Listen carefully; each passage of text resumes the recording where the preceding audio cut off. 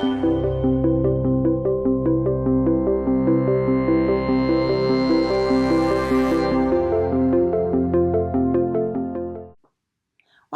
I am glad that you're here to learn about how to use podcasts in the classroom.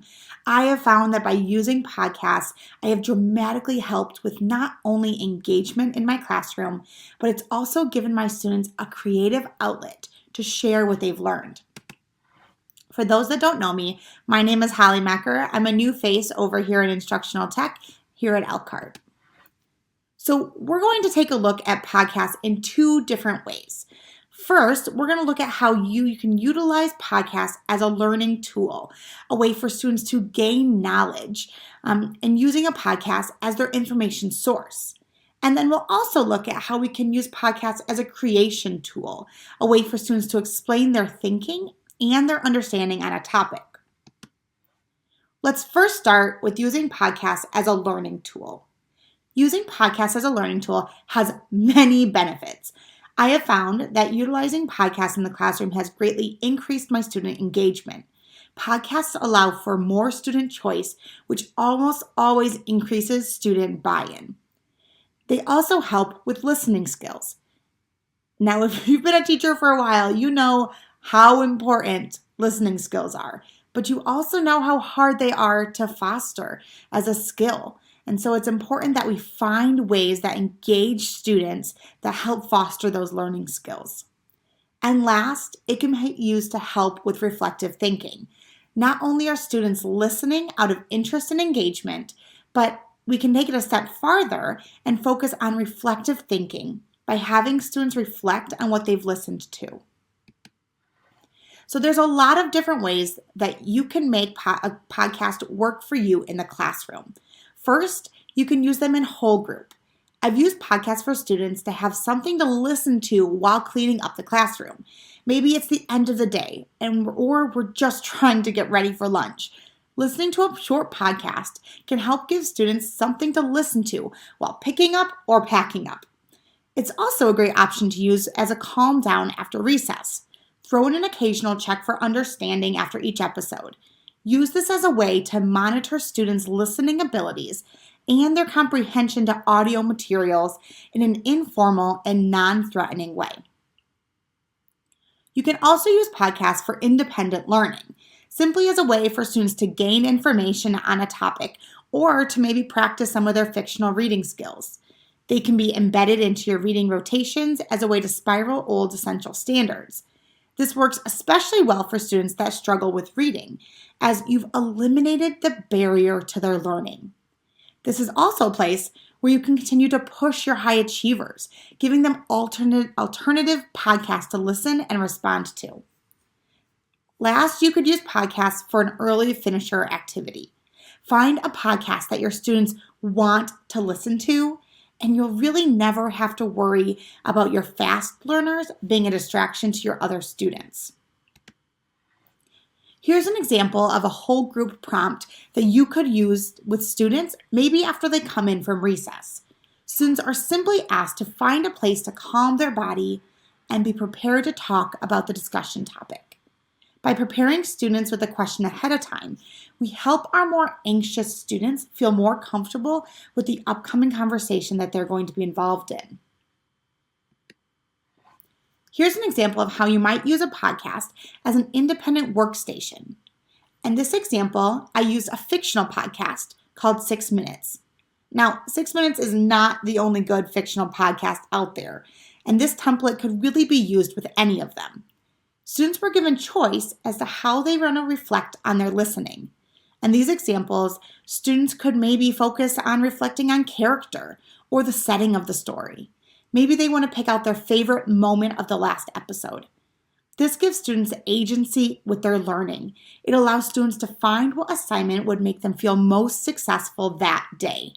You could still require that all of the pages eventually be used so that all the skills throughout the assignment are practiced. In terms of nonfiction podcasts, I love including listening to a podcast as an alternative way for students to gain knowledge about a topic. In this example, you can see the podcast was directly imported into a choice board for students. They never have to leave this assignment to listen to that podcast. But they're still able to gain that knowledge. They have a choice to either listen to the podcast or to read a text about the same topic. Again, removing the barrier to learning for students to make sure that learning is accessible to all. Again, you're still giving students agency and choice in their learning. Here's an example that you could use for an extension activity. So this assignment is happening on Martin Luther King Day, or maybe when we're learning about the civil rights, and students work through their choice board, but there's always students who finish their choice board early. And so this activity has extension options, and that first option is having students create a newscast explaining the civil rights movement as if it were happening today, including varying perspectives. And so that's a way for students to use a podcast as an extension. We also have an option here that's just a simple choice board.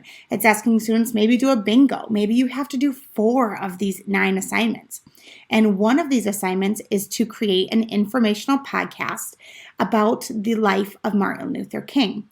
And so utilizing podcasts and embedding them into your everyday learning makes them more of a routine for students and continues to keep engagement. So once you start looking, you can find many great podcasts to utilize in the classroom. So I do encourage you to always preview episodes prior to the student exposure. However, this list included here is a great starting spot if you're looking for options for students. Another place for student-friendly podcasts is at kidslisten.org, and you can find playlists of podcasts sorted by age bands, ages 5 and under, ages 5 to 8, and then ages 8 and above. All right, so here I am at kidslisten.org. It is an app if you wanted to download it either on a phone or on your iPad. But as I scroll through, I can find different playlists that have already been put together that I can go through and kind of look through and find different ideas on how to use podcasts. For example, this playlist here is really focused around uplifting Black stories. And so focusing on Black History Month and how we can use Black history every day in our classroom. So as I scroll through, you can see these playlists just continue to have episodes that you can explore. There's the Corona Project to help students understand more about the virus that we're living through. Just good stories for students that they could listen to. One of my favorite playlists is Explore Your Curiosity. And so it helps students who really just want to ask a lot of questions. And so they can learn new things every day just by exploring some podcasts. So I do encourage you to check this site out if you're looking for different ways that students can use podcasts in the classroom or different podcasts you could utilize. So let's move on and now talk about using podcasts as a creation tool. Students love to make and create to demonstrate what they're learning. By making things, students build meaning, they work through problems, and they acquire new knowledge and skills in context. There's a built-in challenge to creation that gets students thinking about new ways while building their confidence.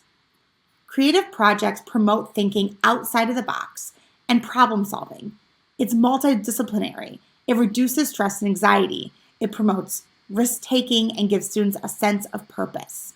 Students are also actively working on the 4 C's of creativity, collaboration, critical thinking, and communication, all while creating their own podcast episodes.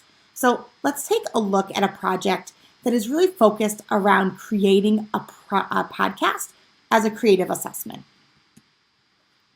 So despite the length of a project, either a quick assignment or a long-term project, all podcasts go through a series of steps to ensure they're a quality piece of work. So this timeline shows the steps students would go through for an explanatory style podcast. And you'll notice how similar these steps are to the steps students would go through for a research paper or even an essay. So these are things you're already doing in your classroom. And while podcasting may be a newer idea for students, the path to a good quality podcast should be familiar. So let's go ahead and jump into this assignment to see what the expectations are for students. So I use this project when I'm first introducing creating a podcast to my students. Now, my students have already learned what an explanatory essay looks like and how to write an explanatory essay. So now I'm just bringing that information into podcasting. So I always am sure to explain my students the steps that we're going to go through. We explore and brainstorm, we research, we script, and we produce. And we'll go through all of those steps. So the first thing my students do is they explore. So they browse different podcasts to really see what different podcasts have to offer. And they consider what information they want to include and things that they wouldn't include in their own podcast. And then they give me a description of what is a podcast. Why are they important? Why are they helpful? Why would they want to listen to a podcast? Next, we're going to start brainstorming. We brainstorm ideas about what they want to create a podcast about. Now, you could give them a lot of direction here. Maybe you're in science, you're learning about space. And so their podcast has to do with something about space. Maybe you're doing something in social studies and it has to be about an era in history. You can give them as much or as little direction here as you'd like. So for this podcast, I don't give them much direction. I simply give them some ideas as to what their podcast could be about. I give them space to come up with their own ideas for a good podcast, and then they pick their top 3. From there, they generally turn those in. We talk about them. We decide what's going to work. Once they have their set topic, they sit down to research. They research 2 things. They research what is in a good podcast, what to include, what not to include. So I give them some examples of that they can go through and look at. Then they start to figure out what is their driving question about their podcast. What's going to be included? What isn't going to be included? How are they engaging their audience? Last, they do their heavy lifting research. They go out and they learn about their topic. They take notes about what they are learning from their research. Now it's time to script. We walk through writing an introduction. We walk through writing body paragraphs, and I give them space to include information for 3 different body paragraphs, depending on how large of a podcast they're creating. And then we talk about their conclusion. How are they wrapping up their podcast? We jump into producing. You're going to record your podcast, you're going to produce your podcast, and you're going to share your podcast. So in this assignment, I give them options about how to record. Here are some tips. How to record in GarageBand. How to record using voice memo. And some tips on how to practice and things that could make your podcast run really smoothly. Next, we have them produce. Add in some introduction music. Add some background music. Maybe you want some sound effects. We talk about how to add in those pieces without being too distracting to their content they're trying to share. And then we talk about sharing. I have a few slides on here. I have a slide for if we use Anchor, what that might look like. And then a slide for if we're using the Google Drive. So we have options there for students. In the project we just walked through, there were 2 options for recording. The 2 apps listed here are my recommendations as to where students can record their podcast. Voice Memos is a simple to use, intuitive app. Students can name each recording, allowing for an easy organization of their segments. GarageBand is more advanced and allows for more creative work. Students can add background music and even utilize voice modifiers to add a fun style to their podcast. The importance of sharing student podcasts cannot be overlooked. Without sharing, podcasts serve no greater purpose than an essay or a research paper. Every day, students do assignments, and every day they turn those assignments into their teachers. So I ask you, do we always get students' best work? I think it's pretty easy to say, not always. But by giving students an authentic audience of their peers, maybe their family members, or even the world, it encourages students to create their best work for an audience that is important to them. Sharing student work also shows that we value their contribution to the world, that their thoughts and ideas matter. So here are 3 options I have as to how you can share student-created podcasts. Anchor is exclusively a podcast interface. It's very intuitive, but will require teacher support.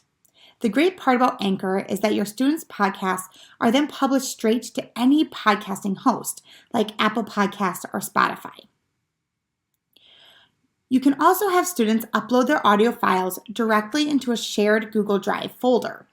You can give this link to parents and families to share their work with people at home. Students will also be able to listen to each other's work in that folder. Using Google Drive is nice in the way that students already know how to add to Google Drive folders. Last, you could have students upload their podcast into a collaborative Google slide. By giving each student their own slide and then leaving room for students to comment on each other's work, students can receive real-time feedback from their peers. So I hope you found this helpful and are considering using podcasts in your classroom. I'd love to hear of any attempts or success stories you have with podcasting. Thanks for tuning in and have a great day.